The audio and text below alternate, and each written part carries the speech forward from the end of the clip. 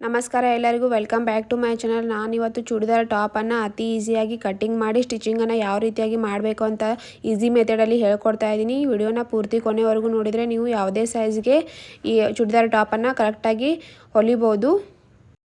ನಾನು ತೊಗೊಂಡಿರೋ ಫ್ಯಾಬ್ರಿಕಲ್ಲಿ ಫ್ರಂಟ್ ನೆಕ್ಗೆ ಡಿಸೈನನ್ನು ಕೊಟ್ಟಿದ್ದಾರೆ. ಹೀಗಾಗಿ ನಾನು ಫ್ರಂಟ್ ಪಾರ್ಟನ್ನು ಸೆಪ್ರೇಟಾಗಿ ಮತ್ತು ಬ್ಯಾಕ್ ಪಾರ್ಟನ್ನು ಸೆಪ್ರೇಟಾಗಿ ಕಟ್ ಮಾಡ್ಕೋತೀನಿ.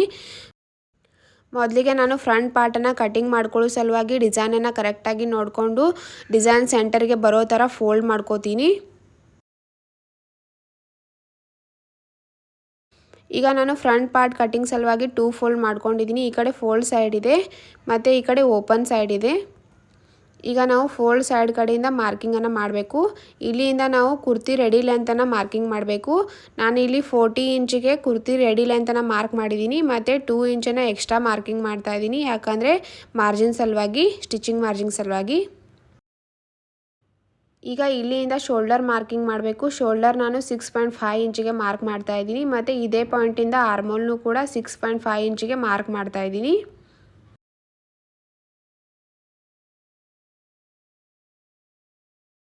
ಈಗ ಈ ಪಾಯಿಂಟಿಗೆ ಚೆಸ್ಟ್ ರೌಂಡನ್ನು ಮಾರ್ಕಿಂಗ್ ಮಾಡಬೇಕು. ಚೆಸ್ಟ್ ರೌಂಡ್ ನಾನು 11 ಇಂಚಿಗೆ ಮಾರ್ಕಿಂಗ್ ಮಾಡ್ತಾ ಇದ್ದೀನಿ. ಫಾರ್ಮುಲಾ ಬಂದು ಚೆಸ್ಟ್ ರೌಂಡ್ ಎಷ್ಟು ಇರುತ್ತೆ ಅದನ್ನು 4ಇಂದ ಡಿವೈಡ್ ಮಾಡಿ ಪ್ಲಸ್ 2 ಇಂಚ್ ಮಾರ್ಜಿನನ್ನು ಆ್ಯಡ್ ಮಾಡಿ ಇಲ್ಲಿ ಮಾರ್ಕ್ ಮಾಡಬೇಕು. ಮತ್ತು ಶೋಲ್ಡರ್ದಿಂದ ವೇಸ್ಟ್ ಲೆಂತನ್ನು 14 ಇಂಚಿಗೆ ಮಾರ್ಕ್ ಮಾಡ್ತಾ ಇದ್ದೀನಿ. ಮತ್ತು ಶೋಲ್ಡರ್ದಿಂದ ಹಿಪ್ ಲೆಂತನ್ನು 21 ಇಂಚಿಗೆ ಮಾರ್ಕ್ ಮಾಡ್ತಾ ಇದ್ದೀನಿ. ವೇಸ್ಟ್ ಲೆಂತನ್ನು ಮಾರ್ಕ್ ಮಾಡಿದ್ದೀವಿ, ಅಲ್ಲಿ ವೇಸ್ಟ್ ರೌಂಡನ್ನು ನಾನು 10 ಇಂಚಿಗೆ ಮಾರ್ಕ್ ಮಾಡ್ತಾ ಇದ್ದೀನಿ. ಫಾರ್ಮುಲಾ ಬಂದು ವೇಸ್ಟ್ ರೌಂಡ್ ಎಷ್ಟು ಇರುತ್ತೆ ಅದನ್ನು 4ಇಂದ ಡಿವೈಡ್ ಮಾಡಿ ಪ್ಲಸ್ 2 ಇಂಚ್ ಮಾರ್ಜಿನನ್ನು ಆ್ಯಡ್ ಮಾಡಿ ಇಲ್ಲಿ ಮಾರ್ಕ್ ಮಾಡಬೇಕು. ಮತ್ತು ಹಿಪ್ ಲೆಂತನ್ನು ಮಾರ್ಕ್ ಮಾಡಿದ್ದೀವಿ, ಅಲ್ಲಿ ಹಿಪ್ ರೌಂಡನ್ನು ಮಾರ್ಕಿಂಗ್ ಮಾಡಬೇಕು. ಫಾರ್ಮುಲಾ ಬಂದು ಹಿಪ್ ರೌಂಡ್ ಎಷ್ಟು ಇರುತ್ತೆ ಅದನ್ನು 4ಇಂದ ಡಿವೈಡ್ ಮಾಡಿ ಪ್ಲಸ್ 2 ಇಂಚ್ ಮಾರ್ಜಿನನ್ನು ಆ್ಯಡ್ ಮಾಡಿ ಮಾರ್ಕಿಂಗ್ ಮಾಡಬೇಕು. ನಾನಿಲ್ಲಿ 11 ಇಂಚಿಗೆ ಮಾರ್ಕ್ ಮಾಡಿದ್ದೀನಿ. ಮತ್ತು ಈ 3 ಪಾಯಿಂಟನ್ನು ಗೆರೆ ಎಳ್ಕೊಂಡು ಕೂಡಿಸ್ಕೋಬೇಕು.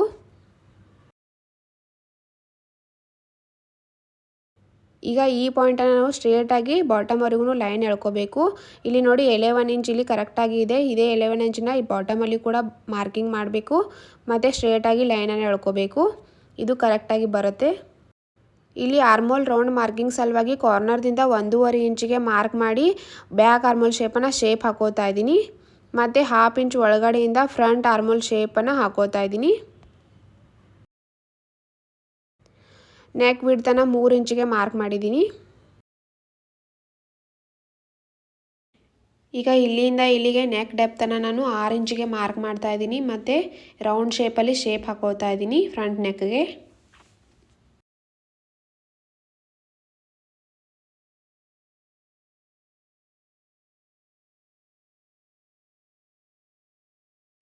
ಬ್ಯಾಕ್ ನೆಕ್ ಡೆಪ್ತನ್ನು 4 ಇಂಚಿಗೆ ಮಾರ್ಕ್ ಮಾಡಿ ಬ್ಯಾಕ್ ನೆಕ್ಗೂ ಕೂಡ ರೌಂಡ್ ಶೇಪಲ್ಲಿ ಹಾಕೋತಾ ಇದ್ದೀನಿ. ಈಗ ಬ್ಯಾಕ್ ನೆಕ್ ಮತ್ತು ಬ್ಯಾಕ್ ಆರ್ಮೋಲ್ ಶೇಪ್ದಿಂದ ಕಟ್ಟಿಂಗ್ ಮಾಡ್ಕೋಬೇಕು. ಯಾವ ರೀತಿಯಾಗಿ ಮಾರ್ಕಿಂಗ್ ಮಾಡ್ಕೊಂಡಿದ್ದೀವಿ ಅದ್ರ ಮೇಲೆ.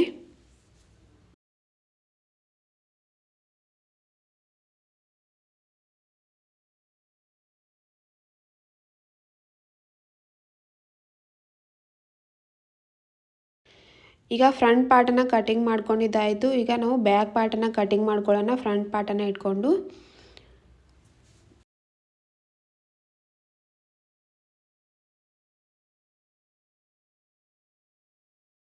ಬ್ಯಾಕ್ ಪಾರ್ಟ್ನ ಫ್ಯಾಬ್ರಿಕನ್ನು ತೊಗೊಂಡಿದ್ದೀನಿ ಮತ್ತು ಒಂದು ಸೈಡ್ಗೆ ಮಾತ್ರ ಫೋಲ್ಡ್ ಮಾಡ್ಕೊಂಡಿದ್ದೀನಿ. ಯಾಕಂದರೆ ಈ ಸೈಡ್ನ ಫ್ಯಾಬ್ರಿಕಲ್ಲಿ ನಾವು ಸ್ಲೀವ್ಸನ್ನು ಕಟ್ಟಿಂಗ್ ಮಾಡ್ಕೊಳ್ಳೋಣ. ಈಗ ಫೋಲ್ಡ್ ಸೈಡ್ ಕಡೆ ನಾವು ಫ್ರಂಟ್ ಪಾರ್ಟನ್ನು ಕಟ್ಟಿಂಗ್ ಮಾಡಿದ್ದೀವಿ, ಅದನ್ನು ಫೋಲ್ಡ್ ಮಾಡಿ ಈ ರೀತಿಯಾಗಿ ನೀಟಾಗಿ ಇಟ್ಕೋಬೇಕು. ಇಲ್ಲಿ ಏನು ಮಾರ್ಕಿಂಗ್ ಮಾಡುವಂಗಿಲ್ಲ, ಜಸ್ಟ್ ಇಲ್ಲಿ ನಾವು ಯಾವ ರೀತಿಯಾಗಿ ಕಟ್ಟಿಂಗ್ ಮಾಡ್ಕೊಂಡಿದ್ದೀವಿ ಫ್ರಂಟ್ ಪಾರ್ಟನ್ನು ಅದೇ ರೀತಿ ಬ್ಯಾಕ್ ಪಾರ್ಟ್ನೂ ಕೂಡ ಕಟ್ಟಿಂಗ್ ಮಾಡ್ಕೋಬೇಕು.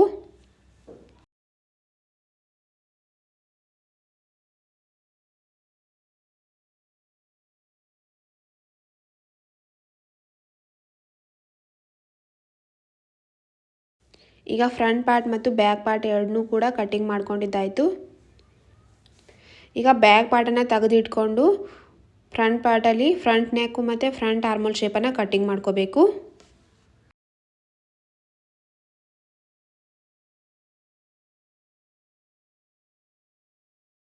ಫ್ರಂಟ್ ನೆಕ್ಕು ಮತ್ತು ಫ್ರಂಟ್ ಆರ್ಮೋಲ್ ಶೇಪನ್ನು ಕಟ್ಟಿಂಗ್ ಮಾಡ್ಕೊಂಡಿದ್ದಾಯಿತು. ಈಗ ಚೂಡಿದಾರ್ ಟಾಪ್ನ ಫ್ರಂಟ್ ಪಾರ್ಟ್ ಮತ್ತು ಬ್ಯಾಕ್ ಪಾರ್ಟನ್ನು ಕಟ್ಟಿಂಗ್ ಮಾಡ್ಕೊಂಡಿದ್ದಾಗಿದೆ. ಈಗ ನಾವು ಸ್ಲೀವ್ಸನ್ನು ಕಟ್ಟಿಂಗ್ ಮಾಡ್ಕೊಳ್ಳೋಣ. ಸ್ಲೀವ್ಸನ್ನು ಯಾವ ರೀತಿಯಾಗಿ ಕಟ್ಟಿಂಗ್ ಮಾಡ್ಕೋಬೇಕು ಅಂತ ತೋರಿಸ್ಕೊಡ್ತಾ ಇದ್ದೀನಿ. ಈಗ ಉಳಿದ ಬಟ್ಟೆನಲ್ಲಿ ಈ ರೀತಿಯಾಗಿ 4 ಫೋಲ್ಡ್ ಮಾಡ್ಕೋಬೇಕು. ಮೊದಲಿಗೆ ನೋಡಿ ಬಟ್ಟೆನಲ್ಲಿ 4 ಫೋಲ್ಡ್ ಮಾಡ್ಕೊಂಡಿದ್ದೀನಿ. ಈ ಕಡೆ ಓಪನ್ ಸೈಡ್ ಇದೆ, ಈ ಕಡೆ ಫೋಲ್ಡ್ ಸೈಡ್ ಇದೆ. ಇಲ್ಲಿಂದ ನಾವು ಸ್ಲೀವ್ಸ್ ಲೆಂತನ್ನು ಮಾರ್ಕಿಂಗ್ ಮಾಡಬೇಕು. ಸ್ಲೀವ್ಸ್ ಲೆಂತ್ ಇದೆ 13 ಇಂಚ್ ಪ್ಲಸ್ 1 ಇಂಚ್ ಮಾರ್ಜಿನನ್ನು ಆ್ಯಡ್ ಮಾಡಿ 14 ಇಂಚಿಗೆ ಮಾರ್ಕ್ ಮಾಡಿದ್ದೀನಿ. ಮತ್ತು ಡೌನಿಂಗನ್ನು 3.5 ಇಂಚಿಗೆ ಮಾರ್ಕ್ ಮಾಡ್ತಾ ಇದ್ದೀನಿ. ಡೌನಿಂಗನ್ನು ಮಾರ್ಕಿಂಗ್ ಮಾಡಿದ್ದೀವಿ. ಅದೇ ಪಾಯಿಂಟಿಗೆ ಆರ್ಮೋಲ್ ರೌಂಡನ್ನು 7.5 ಇಂಚಿಗೆ ಮಾರ್ಕ್ ಮಾಡಿ 1.5 ಇಂಚ್ ಮಾರ್ಜಿನನ್ನು ಆ್ಯಡ್ ಮಾಡಿದ್ದೀನಿ. ಮತ್ತು ಇಲ್ಲಿ ಸ್ಲೀವ್ಸ್ ರೌಂಡನ್ನು 5.5 ಇಂಚಿಗೆ ಮಾರ್ಕ್ ಮಾಡಿ 1.5 ಇಂಚ್ ಮಾರ್ಜಿನನ್ನು ಆ್ಯಡ್ ಮಾಡಿದ್ದೀನಿ. ಈಗ ಇಲ್ಲಿಂದ ಬ್ಯಾಕ್ ಆರ್ಮೋಲ್ ಶೇಪ್ ಹಾಕೋತಾ ಇದ್ದೀನಿ. ಮತ್ತು 1/2 ಇಂಚ್ ಒಳಗಡೆಯಿಂದ ಫ್ರಂಟ್ ಆರ್ಮೋಲ್ ಶೇಪ್ ಹಾಕೋತಾ ಇದ್ದೀನಿ.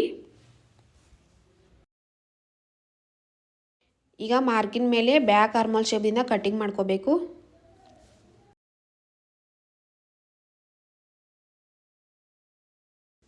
ಫ್ರಂಟ್ ಆರ್ಮೋಲ್ ಶೇಪನ್ನು ಕಟ್ಟಿಂಗ್ ಮಾಡ್ಕೋಬೇಕಾದ್ರೆ ಬಟ್ಟೆಯ ಉಲ್ಟಾ ಸೈಡ್ ಇಲ್ಲ ಸೀದಾ ಸೈಡ್ ಒಳಗಡೆ ಇರಬೇಕು. ಈಗ ಫ್ರಂಟ್ ಆರ್ಮೋಲ್ ಶೇಪನ್ನು ಕಟ್ಟಿಂಗ್ ಮಾಡ್ಕೋತಾ ಇದ್ದೀನಿ. ಮತ್ತು ನೀಟಾಗಿ ಫೋಲ್ಡ್ ಮಾಡಿಕೊಂಡು ಸೆಂಟರಲ್ಲಿ ನಾಚ್ ಹಾಕೋತಾ ಇದ್ದೀನಿ. ಸ್ಲೀವ್ಸ್ ಕೂಡ ಕಟ್ಟಿಂಗ್ ಆಯಿತು. ಈಗ ಫ್ರಂಟ್ ನೆಕ್ಕನ್ನು ಯಾವ ರೀತಿಯಾಗಿ ರೆಡಿ ಮಾಡ್ಕೋಬೇಕು ಅಂತ ತೋರಿಸ್ಕೊಡ್ತಾ ಇದ್ದೀನಿ. ಒಂದು ಸ್ಟ್ರಿಪ್ಪನ್ನು ತೊಗೊಂಡಿದ್ದೀನಿ, ಅದನ್ನು ಒಂದು ಸೈಡ್ಗೆ ಫೋಲ್ಡ್ ಮಾಡಿದ್ದೀನಿ. ಮತ್ತು ಫೋಲ್ಡ್ ಮಾಡಿ ಸೈಡನ್ನು ಕುರ್ತಿ ಮೇಲೆ ಇಟ್ಟಿದ್ದೀನಿ ಈ ರೀತಿಯಾಗಿ. ಮತ್ತು ಯಾವ ರೀತಿಯಾಗಿ ಫ್ರಂಟ್ ನೆಕ್ ಶೇಪ್ ಇದೆ ಅದೇ ಶೇಪಿನ ಮೇಲೆ ಕಟ್ ಮಾಡ್ಕೋತಾ ಇದ್ದೀನಿ. ಈಗ ಸ್ಟ್ರಿಪ್ಪನ್ನು ಹೊರಗಡೆ ತೆಗೆದು 1 ಇಂಚ್ ಮಾರ್ಜಿನನ್ನು ಬಿಟ್ಟು ರೌಂಡ್ ಶೇಪಲ್ಲಿ ಕಟ್ಟಿಂಗ್ ಮಾಡ್ಕೋಬೇಕು. ಕುರ್ತಿನ ಓಪನ್ ಮಾಡಿಕೊಂಡು ಈ ರೀತಿಯಾಗಿ ನೀಟಾಗಿ ನೆಕ್ಕನ್ನು ಇಟ್ಕೊಂಡು ಅದರ ಮೇಲೆ ಸ್ಟ್ರಿಪ್ಪನ್ನು ಉಲ್ಟಾ ಇಟ್ಕೊಂಡು 1/4 ಇಂಚ್ ಮಾರ್ಜಿನನ್ನು ಬಿಟ್ಟು ರೌಂಡ್ ಶೇಪಲ್ಲಿ ಸ್ಟಿಚ್ಚನ್ನು ಹಾಕೋಬೇಕು ಈ ರೀತಿಯಾಗಿ. ಇಲ್ಲಿ ನೋಡಿ ನಾನು ಸ್ಟಿಚ್ಚನ್ನು ಹಾಕ್ಕೊಂಡಿದ್ದೀನಿ.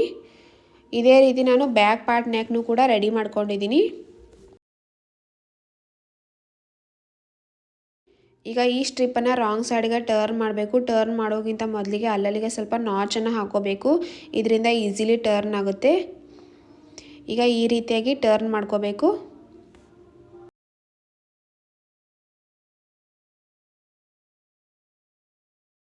ಸ್ಟ್ರಿಪ್ಪನ್ನು ರಾಂಗ್ ಸೈಡ್ಗೆ ಟರ್ನ್ ಮಾಡಿಕೊಂಡು ಇದ್ರ ಮೇಲೆ ಟಾಪ್ ಸ್ಟಿಚ್ಚನ್ನು ಹಾಕೋಬೇಕು ರೌಂಡ್ ಶೇಪಲ್ಲಿ. ಅದೇ ರೀತಿ ಬ್ಯಾಕ್ ಪಾರ್ಟಿಗೂ ಕೂಡ ನಾಚನ್ನು ಹಾಕ್ಕೊಂಡು ಸ್ಟ್ರಿಪ್ಪನ್ನು ಟರ್ನ್ ಮಾಡಿಕೊಂಡು ಟಾಪ್ ಸ್ಟಿಚ್ಚನ್ನು ಹಾಕೋಬೇಕು.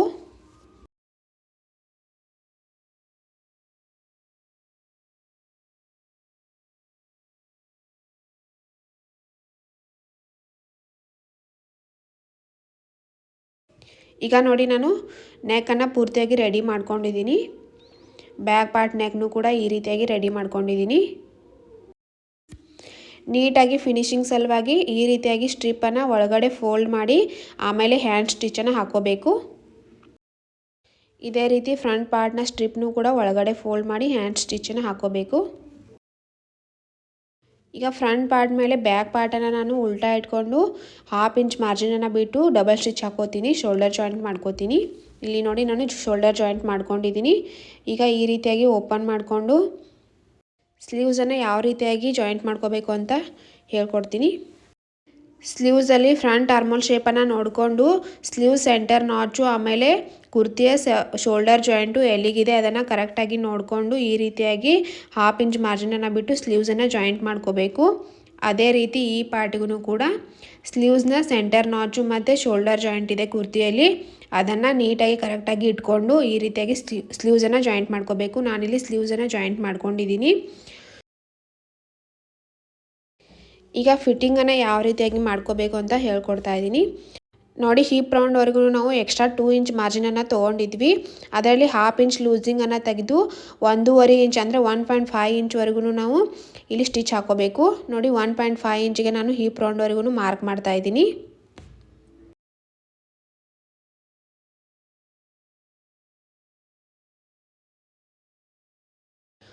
ನೋಡಿ ಇಲ್ಲಿ ಹಿಪ್ ರೌಂಡ್ ಇಲ್ಲಿಗೆ ಬರುತ್ತೆ. ಇಲ್ಲಿವರೆಗೂ 1.5 ಇಂಚಿಗೆ ನಾನು ಸ್ಟಿಚ್ಚನ್ನು ಹಾಕೋತೀನಿ. ಇಲ್ಲಿ ಗ್ಯಾಪನ್ನು ಬಿಡ್ತೀನಿ. ಇಲ್ಲಿ ಕೆಳಗಡೆ ಈ ರೀತಿಯಾಗಿ ಸ್ಲಿಟ್ ಬರುತ್ತೆ.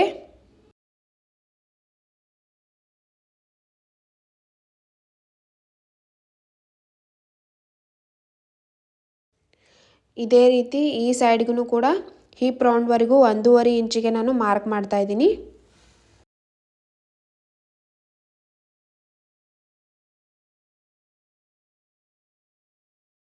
ನೋಡಿ ಯಾವ ರೀತಿಯಾಗಿ ಮಾರ್ಕ್ ಮಾಡಿದ್ದೀನಿ ಇಲ್ಲಿವರೆಗೆ ಸ್ಟಿಚನ್ನು ಹಾಕೋಬೇಕು. ಇಲ್ಲಿ ಗ್ಯಾಪನ್ನು ಬಿಡಬೇಕು. ಇಲ್ಲಿ ಕೆಳಗಡೆ ಸ್ಲಿಟ್ ಬರುತ್ತೆ ಈ ರೀತಿಯಾಗಿ. ಈಗ ನೋಡಿ ನಾನು ಎರಡು ಸೈಡ್ಗೂ ಕೂಡ ಫಿಟ್ಟಿಂಗ್ ಸ್ಟಿಚನ್ನು ಹಾಕೊಂಡಿದ್ದೀನಿ. ಮತ್ತು ಇಲ್ಲಿ 1 ಇಂಚ್ವರೆಗೂ ಗ್ಯಾಪ್ ಬಿಟ್ಟಿದ್ದೀನಿ.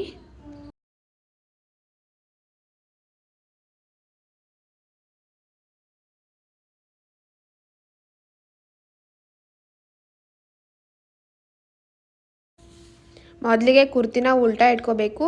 ಉಲ್ಟಾ ಇಟ್ಕೊಂಡು ಒಂದು ಸೈಡ್ಗೆ ಈ ರೀತಿಯಾಗಿ 1/2 ಇಂಚಿಗೆ ಮೊದಲಿಗೆ ಫೋಲ್ಡ್ ಮಾಡ್ಕೋಬೇಕು. ಮತ್ತು 1/2 ಇಂಚಿಗೆ ಮತ್ತೊಂದು ಸರ್ತಿ ಫೋಲ್ಡ್ ಮಾಡ್ಕೋಬೇಕು ಈ ರೀತಿಯಾಗಿ. ಮತ್ತು ಇದ್ರ ಮೇಲೆ ಸ್ಟಿಚನ್ನು ಹಾಕ್ಕೋಬೇಕು.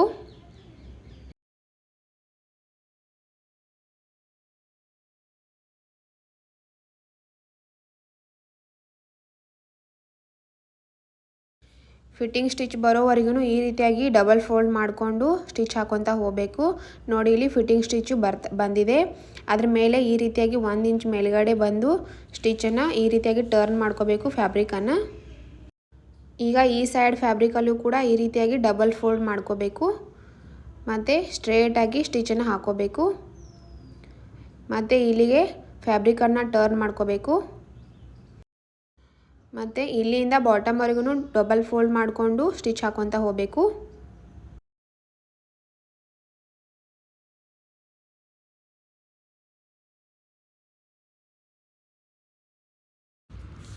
ನಾನೀಗ ಒಂದು ಸೈಡ್ಗೆ ಸ್ಟಿಚನ್ನು ಹಾಕ್ಕೊಂಡಿದ್ದೀನಿ. ನೋಡಿ ಸೈಡ್ ಸ್ಲಿಟ್ ಯಾವ ರೀತಿಯಾಗಿ ಬಂದಿದೆ ಅಂತ.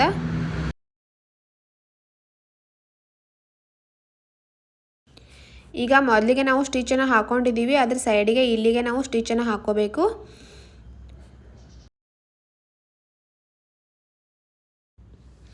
ನಾನು ಹೇಳ್ಕೊಟ್ಟಿದ್ದೀನಿ ಇದೇ ಮೆಥಡಲ್ಲಿ ನೀವು ಕೂಡ ಸೈಡ್ ಸ್ಲಿಟನ್ನು ಕಟ್ ಮಾಡಿಕೊಂಡು ಇದೇ ರೀತಿ ಸ್ಟಿಚ್ ಮಾಡಿಕೊಂಡ್ರೆ ತುಂಬ ನೀಟಾಗಿ ಫಿನಿಶಿಂಗ್ ಬರುತ್ತೆ. ಇದೇ ರೀತಿ ಕುರ್ತಿ ಕಟ್ಟಿಂಗು ಆಮೇಲೆ ಬ್ಲೌಸ್ ಬ್ಯಾಕ್ ನೆಕ್ ಕಟ್ಟಿಂಗು ಇದೇ ರೀತಿ ವಿಡಿಯೋಗಳಿಗಾಗಿ ಪ್ಲೀಸ್ ಸಬ್ಸ್ಕ್ರೈಬ್ ಮಾಡ್ಕೊಳ್ಳಿ ಚಾನಲನ್ನು. ಈಗ ನೋಡಿ ಒಂದು ಸೈಡ್ಗೆ ನಾನು ಸ್ಲಿಟನ್ನು ರೆಡಿ ಮಾಡ್ಕೊಂಡಿದ್ದೀನಿ. ಇದೇ ರೀತಿ ಇನ್ನೊಂದು ಸೈಡಿಗೂ ಕೂಡ ಸ್ಲಿಟನ್ನು ರೆಡಿ ಮಾಡ್ಕೋಬೇಕು.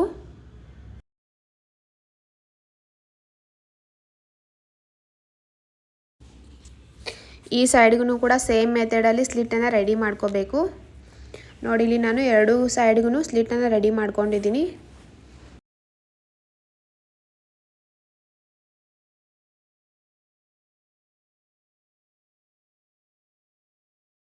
ಇದೇ ರೀತಿ ಬಾಟಮಲ್ಲೂ ಕೂಡ ಡಬಲ್ ಫೋಲ್ಡ್ ಮಾಡಿಕೊಂಡು ಸ್ಟಿಚನ್ನು ಹಾಕ್ಕೋಬೇಕು. ಮೊದಲಿಗೆ 1/2 ಇಂಚಿಗೆ ಫೋಲ್ಡ್ ಮಾಡ್ಕೋಬೇಕು. ಮತ್ತು 1/2 ಇಂಚಿಗೆ ಈ ರೀತಿಯಾಗಿ ಫೋಲ್ಡ್ ಮಾಡಿಕೊಂಡು ಸ್ಟಿಚನ್ನು ಹಾಕ್ಕೋಬೇಕು ಇಲ್ಲಿಂದ.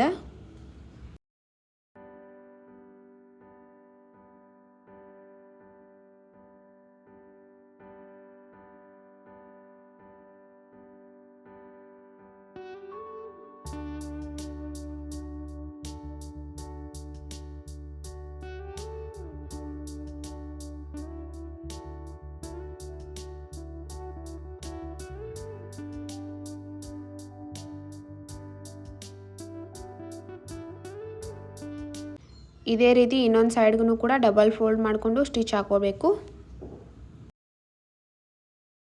ನೀವು ಕೂಡ ಚೂಡಿದಾರ್ ಟಾಪನ್ನು ನಾನು ಹೇಳ್ಕೊಟ್ಟಿರೋ ಮೆಥಡಲ್ಲಿ ಕಟ್ಟಿಂಗ್ ಮಾಡಿ ಸ್ಟಿಚಿಂಗ್ ಮಾಡಿದರೆ ಎಲ್ಲಿಯೂ ಕೂಡ ತಪ್ಪಾಗೋ ಚಾನ್ಸ್ ಇಲ್ಲ. ವಿಡಿಯೋ ಇಷ್ಟ ಆದರೆ ಪ್ಲೀಸ್ ಸಬ್ಸ್ಕ್ರೈಬ್ ಮಾಡ್ಕೊಳ್ಳಿ ಚಾನಲನ್ನು. Thank you for watching.